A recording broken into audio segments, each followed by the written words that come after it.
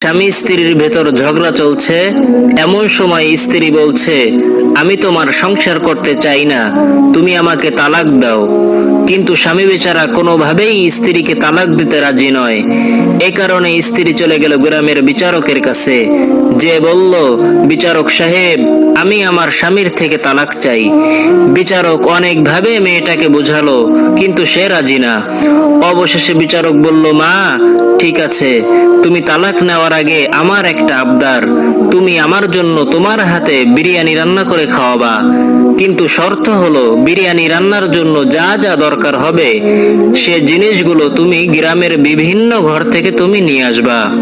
যেই কথা সেই কাজ।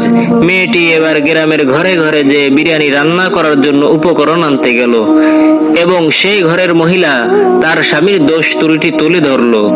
এভাবে প্রত্যেক ঘরের মহিলারা তাদের স্বামীর টুকটাক দোষ ত্রুটি বলা শুরু করলো। অবশেষে মেয়েটি বুঝতে পারলো তার স্বামীর তেমন কোনো দোষ নেই।